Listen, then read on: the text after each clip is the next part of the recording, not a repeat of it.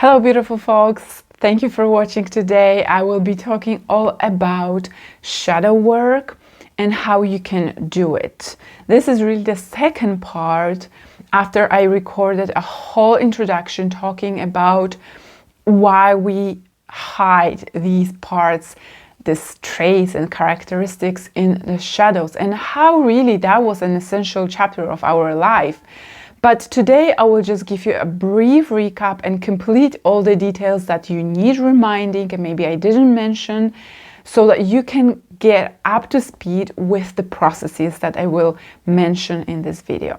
So first of all, I want to remind you that shadow work is really a process of uncovering the repressed parts. The repressed parts have been repressed by yourself because we as children have been always seeking approval. We needed to sacrifice our authenticity to belong in our primary family or a group of caregivers. So we had to hide the unwanted, the disapproved of and unaccepted parts that were not giving us the results that we were seeking. So we had to be approved, we had to be taken care of, we had to be accepted in whatever way our parents did that for us, sometimes better or sometimes worse, but we were coping. And really the formation of all that shadow that have been covering the parts that have been maybe shameful, or parts that have been maybe too powerful to see, have been all put in that shadow box, whatever container, for us to unravel now. And the reasons why we've been hiding them, it was based on the program, the temporary belief we need to hold that we had to survive. All there was to survive. And that was the filter for our decision-making process as children. This part is really important because it will leak into the processes that I will be talking about. I'm not just repeating these things for the sake of repeating the whole video from the first part, but I want you to memorize and highlight different parts that will be able to build in those processes. Because of that belief that we had to survive, we are now ready to let go of that belief. We as adults, we don't need to focus on surviving anymore. Life journey is to thrive. It's constant process into thriving, into a transpersonal kind of observance of our being merged with everything, with other people and with the cosmos. So we need to let go of the belief of surviving. And looking at beliefs will be one of the important things in shadow work. The fact that we've been hiding things away from us for so long actually contributes to a lot of suffering that often reaches a certain breaking point. This is when many people seek shadow work, and unfortunately, if you are in this place, you might be going through a lot of suffering, because this is what leads people to find this phrase in itself. This is what finds them really. Hiding so many things out of sight that are authentic to you is really hiding the true you from your side for many years until you find the shadow work. It takes a lot of energy, and let's be honest, it contributes to a lot of problems. Physically, it is demanding. It's like holding a fully pumped, ready to blow up ball underneath water.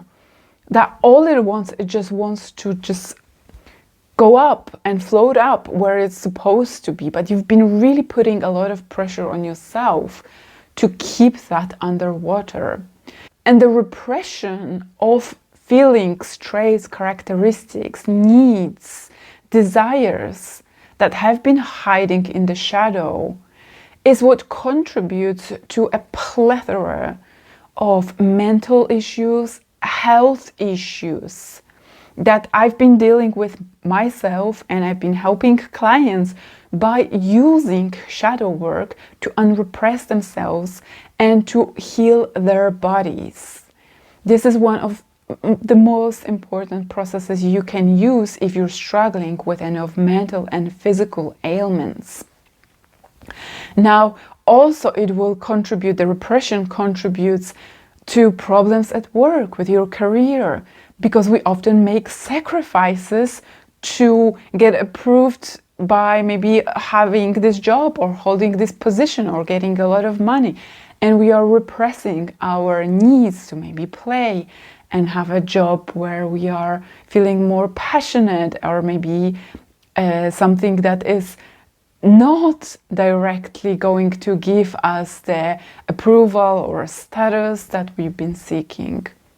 So the health problems, the mental health problems, the problems at work, the problems in relationships are the result of repression, because when you deny yourself being who you are, when you are living inauthentically, you are really all the time acting and reacting from your inner child.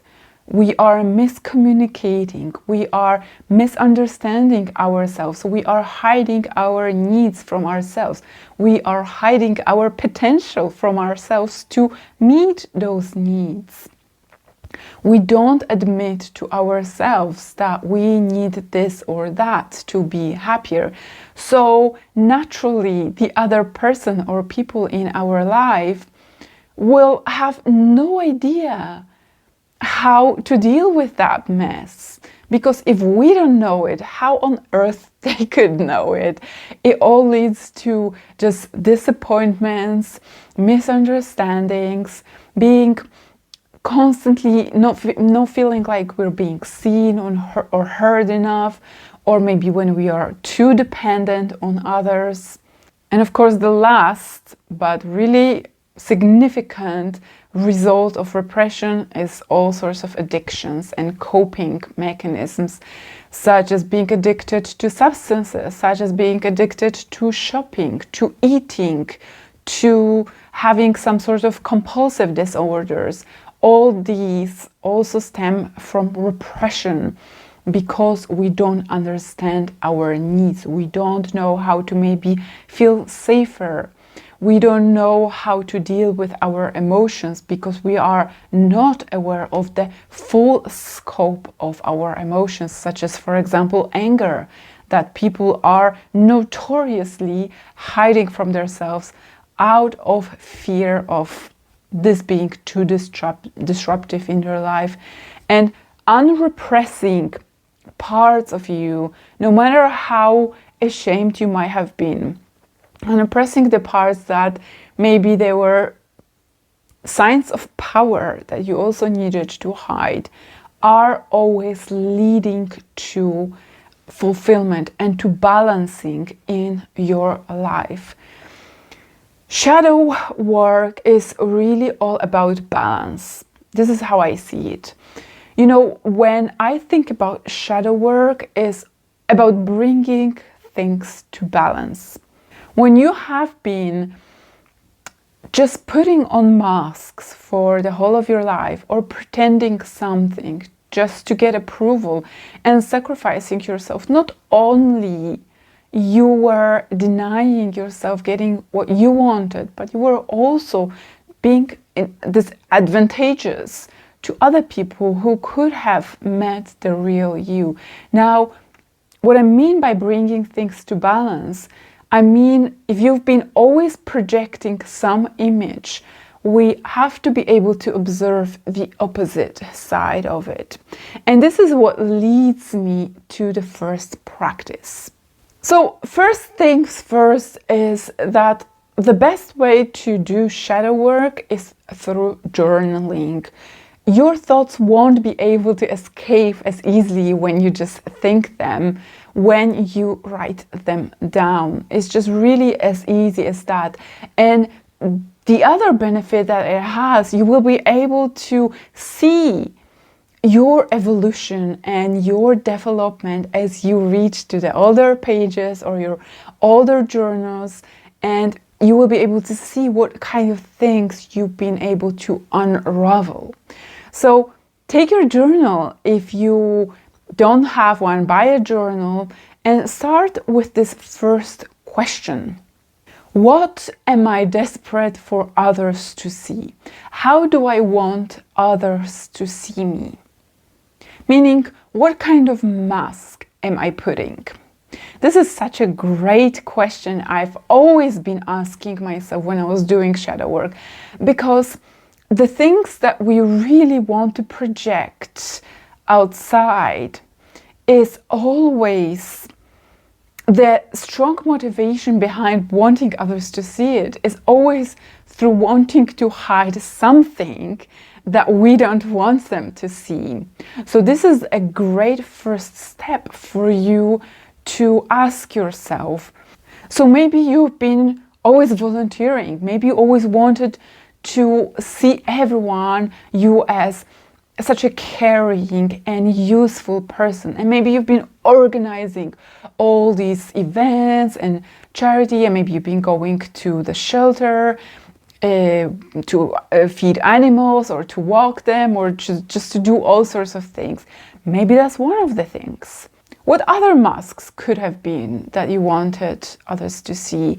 And by masks, I don't mean anything bad. It's just a temporary way of playing in the world as we see it. And I use it specifically because I really see the world as a play. And, you know, as we are unawarely playing, it's really to our detriment. But when we are playing consciously, it gets really fun. It really gets fun. So a different mask that maybe I can share about me what I was playing. I had a mask of an artist, and it's not that I was not an artist, because I was really born an artist and I am an artist in heart, but I was trying to promote a certain image of my art that I wanted others to see. So I was just feeding a certain creation that I wanted to be admired, and by proxy I would be admired by people who would, you know, really like these beautiful paintings. And they were really awesome, but they were often devoid of real humanity and emotions. They were just a facade that I designed, I created very meticulously for others to buy into. And when this didn't work out, I was really upset, as you might understand. So another mask that people could be putting on is a mask of victimhood that might not be as obvious as you might think, but someone who is constantly needing to be rescued, someone who is constantly avoiding responsibility for their life and just seeking for others to take care of him. This is also a mask, because that person, obviously I just give you a clue, have been repressing the power that is always inside of them, that was dormant, and they never tapped into this. So you see, it's not only the bad thing we get to uncover from that shadow work, but we also get to uncover huge power that we've been denying. So I gave you a few examples of projections that we want for others to view us. And I want to encourage you to write down this question or get back to this video when you're ready to do the shadow work. That would be really the first thing I want you to look at. What is that I always want for others to see me as? Being, doing, a characteristic of how they view me, that they will always see, she's such a good person. Oh my God, she's such a useful person. She's so helpful, you know? Maybe that's kind of the essence of it. Or like I say, someone could be seen as really the leader, the workaholic, that he's always perfect. He always gets things the best, and he would say over time constantly and sacrifice his needs and etc., etc. So these are the masks and the roles that we play to play our part and be seen in a certain way. Now, the second thing. This is really cool because it gets deeper. You get to observe your tendencies and your patterns, which is really the key word to doing shadow work. We're observing patterns and tendencies to fish out the strongest tendencies, the strongest inclinations we've had. So I would start the second part by asking myself, what have I been overdoing? And I just gave you a hint with the overworking guy in the first question. What have I been overdoing? And maybe even overdoing to the extent of sacrificing my needs. And again, I'll give you a few examples how this question could be answered. What have I been overdoing? Well, in my past, I was certainly overworking. I was overcompensating the insecurity of being just me as I was through proving myself by the amount and the quality of work I was putting out. Like my artwork, as I explained, that was kind of my facade as a sort of proof for my value. Okay, this is my evidence. I'm really a good person. I'm really lovable. I'm really, you guys can accept me. So this is what that was shouting in my life. And, it can be a very common trait for many of us because our worlds and most of societies you might be coming from are promoting the myth of productivity, the ambition, the career, being like top of your game, being perfect, crushing it, hustling, all these things. Because these are being seen as more valuable, and you might be seen as a more valuable person, more lovable, more accepted in any group by not only your parents, but in your group of friends. Yeah, he's crushing it. He's so amazing. He's so determined. He's so admirable. And of course, in the workplace, as I speak in my other videos, they are never fulfilled. They will promote all kinds of keeping you insecure and on your toes just to extract more juices and more resources out of you. So you have to then always push and prove and exhaust yourself more to be accepted, to be approved of, to feel safe. You see, again, it's all being made of, like I explained in the first part video, by the limiting belief of survival. So we would go as far as burnout, or many people drive themselves to illness, sacrificing their health, their mental, their physical health, their needs, their completely basic needs, such as taking regular breaks, to eat, to rest, resting when you feel tired, going to the toilet when you feel like it, not waiting until you finished work. You can't believe how many people don't honor the basic need of going to the toilet to pee or whatever, because they I'm just going to finish this one thing, no matter how long it will take. I will finish it before I go to the toilet, when I take the loo break.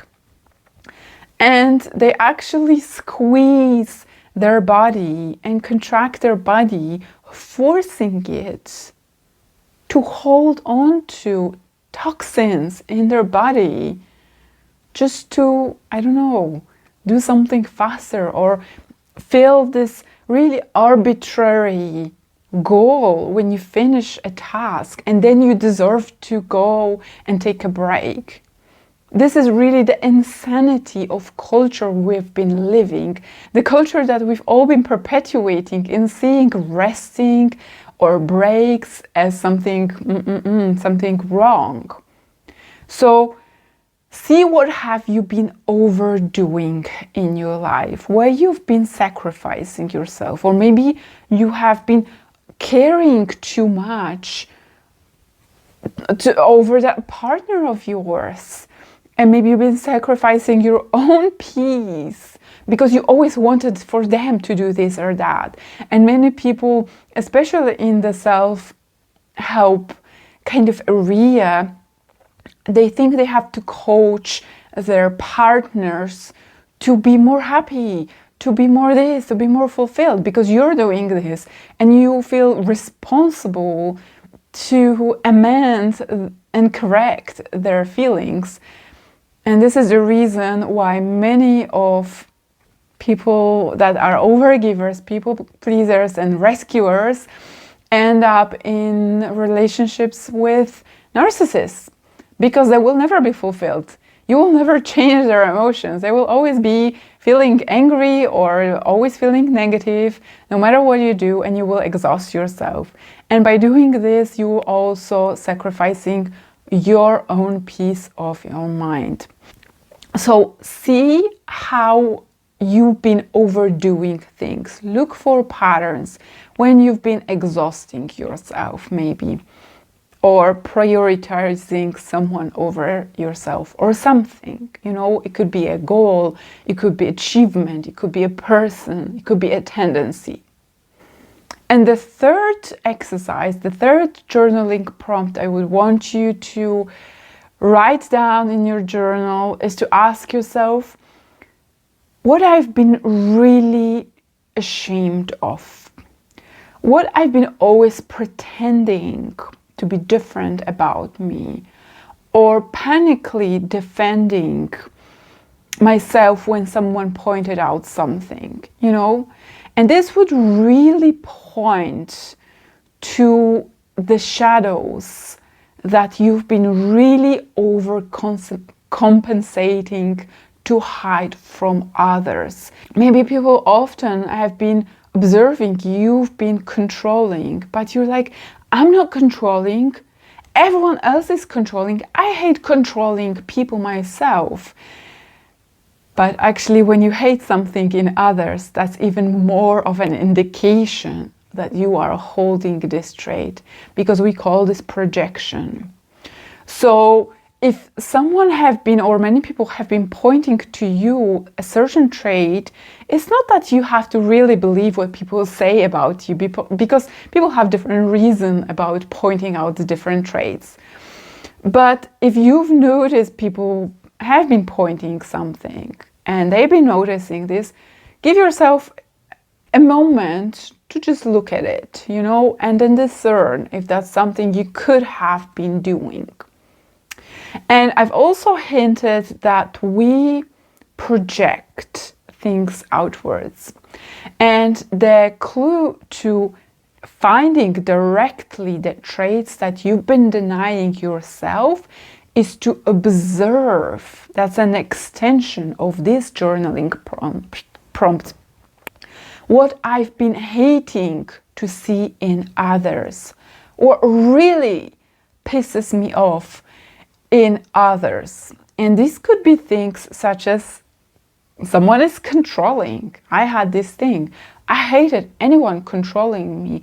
But later I did find out that I was controlling myself because I was petrified to trust, to let go of things, to go with the flow as I'm doing right now and having a much more comfortable, joyous life as I do it. Control is not just abuse and just like trying to squish people. It's also a way of trying to control people and circumstances because you're so afraid of letting go, losing that control, that you might be thinking everything will fall apart. Your life will literally crumble to dust when you let go of things, when you're not working so hard, when you're not so tense all the time, where you're not wind up. This is also controlling, you know. And when you observe something you really hate and it really triggers you when you see it in others, this is a really great clue for you to be trying to find how that manifests, or maybe you've been trying to hide how it manifests in your life. It's just a trait that you've been denying, but the forcefulness of your judgment and bias against this made it bad. But all it was just a survival instinct, way overdue to keep, but still, it's not a bad thing. And we not only hide those parts that we shamed and judged as bad, but we also hide all the beautiful traits that are obviously beautiful, but they are signs of power that was unsafe to have as children. It was unsafe for us to be seen as powerful, unsafe to be seen as playful, unsafe to be seen as gloriously confident and full of ourselves. You know, when someone nowadays would point to me that I'm full of myself, I would say, yeah, I am full of myself. I am really full of myself, and I feel so good with this. I really do, because I'm full of all the traits that have been hiding away from me. So, as I just hinted, you know, some people could have been projecting an image of being like such a victim. Oh, rescue me, you know, I can't do this. I don't know how to do this. And that could have been a tendency. But looking at others who are confident and powerful and really kind of, I'm going to do it. I'm just going to follow my passions and I'm just going to wing it, even without preparation, you know, and just play with life. And you might have been hating to see this. I sure have. I mean, I sure did in the past.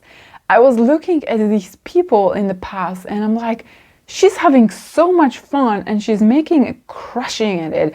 Like she's having a great business. She's enjoying herself. Everyone loves her. I hate it. You know, it was just really triggering me because I was not able to see this powerful, playful, and trusting, beautiful side in me. And that's because all I had to focus was on surviving, and I had to feed and fuel this aspect. It was unsafe for me in my primary group of origin to be seen as that. I would just be completely crushed by people. They would just squish me if I was just like, you know, this dreamy and, you know, passionate and completely confident person. I couldn't be. I had to be insecure and small for a part of my life, even though, okay, I was pretty gutsy at times. But you see how I couldn't be all the way that. And if you've been being triggered by those maybe extravagant or just like completely over the top behaviors of others and how they've been enjoying themselves without paying much attention to what other people think about them, that's an indication you've been really hiding this inside of you, and that you've got it. You've got it inside of you. And it's just a process of letting yourself not only to unravel this, observe this, journal about this, why this has been hiding so long, and maybe even inspecting, when did I crush this part of me? When did I repress that part? What made me hide that from sight? Did someone tell me directly that that was unacceptable? Did someone frown upon when I was this like completely over the top, happy, confident little person, and they really crushed it because they didn't inspect their own shadows. They hated to see you that way. They never did their inner work. So they had to crush your little person's dreams back then. But now you get to look at them, grieve the part that you've been hiding because it's been long overdue, like I say, to look at this. But maybe that's just the perfect timing. Maybe now is when you allow yourself. Maybe now is just the perfect circumstance where you get to play with those parts that have been hiding in the shadow. And I really believe in the perfect, the divine timing of how we unravel those different parts of us and we let ourselves to fully bloom into integrating and living them. Because when we explore those shadow parts is oftentimes when we are on the threshold. I was talking about the threshold in the first part, from still living in survival mode. So there could be still structures in our life, like people from the past, like jobs that have been gotten, that we got them from that intention and actions of surviving, of trying to survive. So they will demand and keep us small as well. So we've raised all these structures in our circumstances, in our physical life. We've manifested them from the belief of just focusing on fear for survival. So that partner could be completely codependent with us, and us being free and letting them to care for themselves when we've been caring for them all those years. It has been really, well, difficult because maybe we were not ready to let go of them. And now that you're looking and unraveling these different parts, maybe you are moving through this threshold. It's kind of an initiation. When you go through that, it's kind of a limbo state. It's a state of liminality where you're not neither in that old chapter of yours of trying to survive. Something inside of you really has been asking of you to look and inspect and integrate for those parts. So you are just dipping your toes right now in that future. You're not there yet. You're in the beginning of moving and exploring and living this. This process is all about balancing, all about becoming whole. And balancing in the way when you have been overusing some of the traits, characteristics, way of being, and you've kind of depleted yourself from being authentic. You get to still use by discernment some of the things you've been using so far. But basically life asks of you that you tap into the unwanted, the repressed ones that you are finding through this process that I'm giving you today, through these journaling prompts, through self-observation, through seeing where you are having some tendencies and patterns. And these balancing parts that you would want to inspect and look, how can you use them? How can you introduce them in your life? And most of the time, to introduce and integrate the parts that have been unwanted for the large part of your life will require a lot of trust, a lot of overcoming yourself, a lot of challenging your beliefs, a lot of becoming a different person. So integrating these parts is not an easy process because you've worked all of your life to keep that order as it was in place. And that was based on some limiting beliefs that you needed to survive. Now these parts to balance the imbalance that you've created are required for you to thrive. So if you've been overworking, the rest and relaxation and playfulness maybe that you need to invite in your life is exactly the thing that will help you thrive. And if you've been overgiving to others, if you've been constantly feeling responsible for saving and rescuing other people and animals, then maybe you have to prioritize yourself and become more selfish. And through doing this, again, you will start thriving. So be patient, know that it's unfolding, that simply by doing some journaling prompts is not all going to happen. And you don't want all this to happen right now.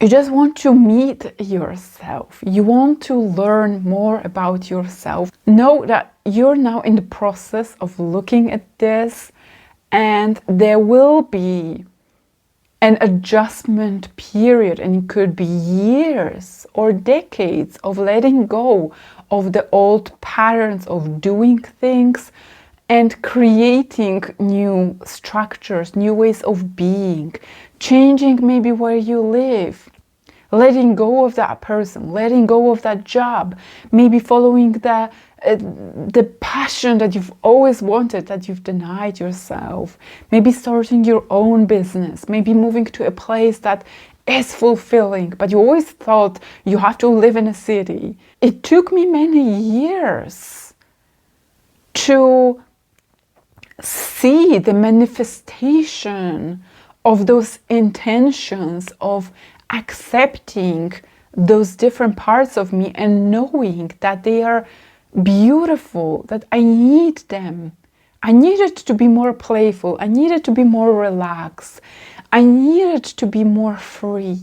I needed to let go of control. I needed to trust more and go just sometimes wing things. Do things without planning and just play with the world, play with people. And this is how I've been doing my business, especially this year, as it's been just starting. I've been restarting, growing my business, very adamant to do it 100%, 1,000,000% on my terms, just playing, just going with the flow, just playing with people who are play-worthy, not people who have been overtly depending on me and dragging my vibration down. Just going with the flow and going with, just having fun with my life. And I'm saying this to you to know that it's all waiting for you when you look at these shadow parts. Life can be great. You are awesome. You have been hiding these parts as the means to survival. It has been serving you until this point. Now is the time to start thriving. Okay? And this is what the inner work, what the shadow work is leading you to, living the authentic life as you, free from not having to pretend, to put all those masks. That's why I no longer seek approval of others. I don't care what people say about me. This is so liberating.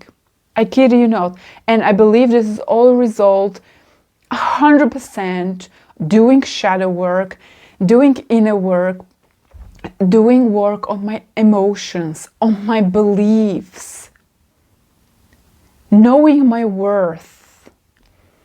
This is all the journey to self-love, to feeling complete, to living the emotions that I used to want to live when I do this.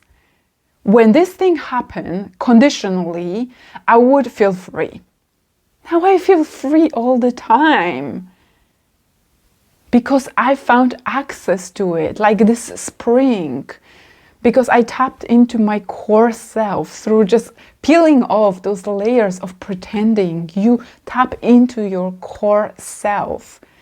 And you know these feelings of freedom, of joy, of fulfillment, of happiness, health, they're all the time inside of you. When you stop digging around with masks, pretending, and being inauthentic. And by no means I'm trying to put you down. I'm just trying to encourage you to be determined and just really put yourself first. Yes, be selfish. Because when you are selfish, this is when you can be of service to others. This is the funny point. Not by self-sacrificing, but by being the joyous, complete, fulfilled self. And this is what starts with inner work, with doing journaling every day if you can. Looking at your emotions and really look at your beliefs. Really inspect those beliefs. They are the key to how you've been living your life. And this is the key how you will be living your life. Beliefs is literally being yourself into living. And because I just started saying about this, I remember I recorded a great video about this. I will link it here so you can watch this. Thank you for watching. I hope it's been helpful. Feel free to ask any questions, and I will see you in the next video.